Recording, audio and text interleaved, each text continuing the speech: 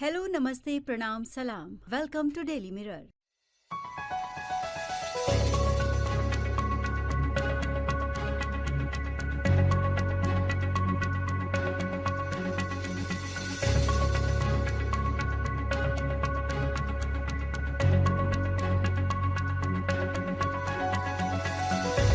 आने वाले चंद सालों में बिहार का भी एक हिस्सा आपको गुड़गांव, नोएडा जैसा दिखने वाला है, जहां उद्योग, नौकरी, रोजगार से लेकर हर वो सुविधा मिलेगी जो लोग किसी मेट्रो शहर में कल्पना करते हैं।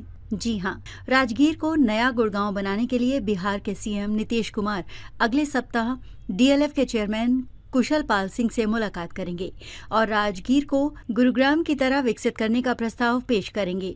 यहाँ आपको थोड़े शब्दों में बता दें कि गुरुग्राम को दुनिया का साइबर हब और एक मॉडर्न सिटी बनाने में डीएलएफ कंपनी के मालिक कुशल पाल सिंह का सबसे बड़ा योगदान रहा है, जिसकी तरफ अब बिहार सरकार भी टकटकी लगाए देख रही है। अगर मीटिंग में सब कुछ सही रहा तो राजगीर बिहार का सबसे संपन्न, मॉडर्न और चमकता हुआ शहर बन जाएगा, जिसके आगे पटना भी नहीं टिकेगा। इसके अलावा गया और राजगीर को लेकर और भी एक बड़ी खबर सामने आई है। बिहार के गया जिले में टाटा नगर, जेपी नगर जैसी इंडस्ट्रियल टाउनशिप बनेगी, जिसके लिए काम शुरू कर दिया गया है।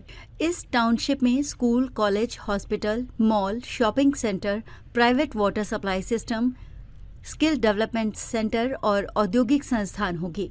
इसमें 24 घंटे बिजली और पानी की सुविधा रहेगी। इसके साथ ही फैक्ट्रियां भी लगाई जाएंगी।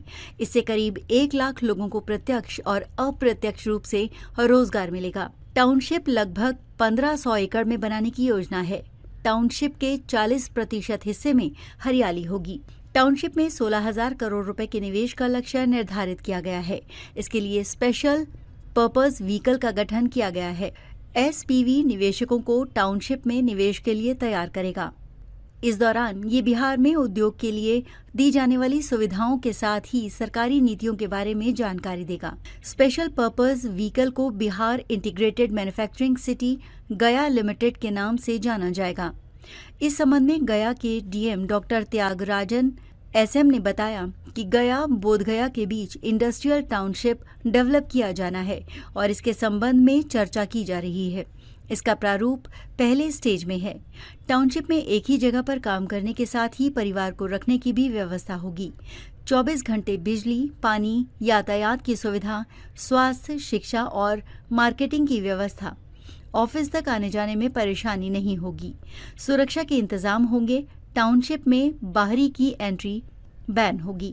अत्याधुनिक पावर सब स्टेशन की व्यवस्था, निजी water supply system, sewerage treatment system, market, shopping centre की सुविधा, पार्क और खेल के मैदान की सुविधा। 40% हिस्से में हरियाली होने से फ्रेश हवा मिलेगी। टाउनशिप में 16,000 करोड़ रुपए के निवेश का लक्ष्य निर्धारित किया गया है।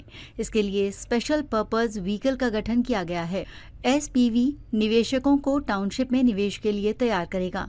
इस दौरान ये बिहार में उद्योग के लिए दी जाने वाली सुविधाओं के साथ ही सरकारी नीतियों के बारे में जानकारी देगा। 2027 तक टाउनशिप में हाउसिंग के साथ ही फैक्ट्रियां लगाई जाएंगी। इसके बाद वहां से उत्पादन भी शुरू करने का लक्ष्य निर्धारित किया गया है। टाउनशिप में कर्मचारियों के साथ ही फैक्ट्रियों के मालिक और अन्य अधिकारियों के रहने की व्यवस्था भी होगी। इसको लेकर राज्य के उद्योग मंत्री नीतीश मिश्रा ने कहा कि अभी जो हो रहा है ये बिहार के औद्योगिक परिदृश्य के लिए बेहद अहम है। हमारी नीतियां बहुत आकर्षक हैं, लिहाजा कई निवेशकों ने निवेश की इच्छा जताई है। इसका आने वाले समय में औद्योगिक परिदृश्य में इसका सकारात्मक असर दिखाई देगा।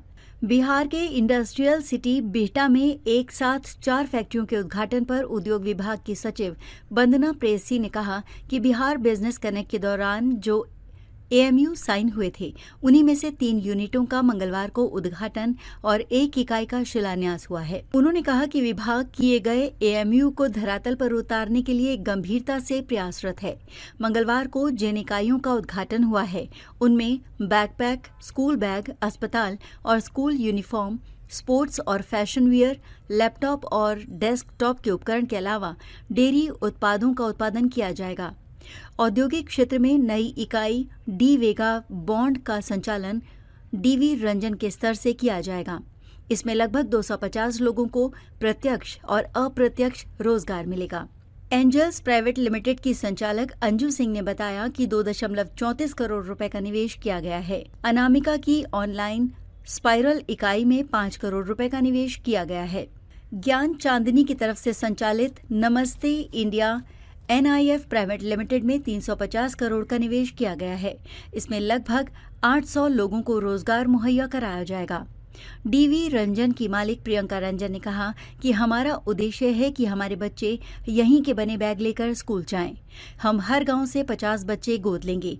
वो पहली बार जब स्कूल जाएंगे तो हमारा ही बैग लेकर जाएंगे। एंजल्स प्राइवेट लिमिटेड की ओनर अंजू सिंह बताती हैं कि बिहारी होने के नाते बिहार में भी काम करना चाहती हैं। उन्होंने बताया कि भविष्य में वो यान निर्माण की फैक्ट्री लगाएंगे, उसका निर्यात करेंगे। आइकॉन स्पाइरल के मालिक अनुपम ने बताया कि इस कंपनी के दोनों ही मालिक बिहारी हैं, तो बिहार के लिए कुछ करना उनका फर्ज बनता है। नमस्ते इंडिया जो बिहार में नमस्ते बिहार के नाम से अपने उत्पाद लेकर आ रहा है। उनके संचालक ने बताया कि पहले से हम बिहार में दूसरे औद्योगिक क्षेत्र में 10 साल से मौजूद हैं और यहाँ कारोबार को आगे ले जाने की बहुत ज्यादा संभावना है। आज के लिए बस इतना ही।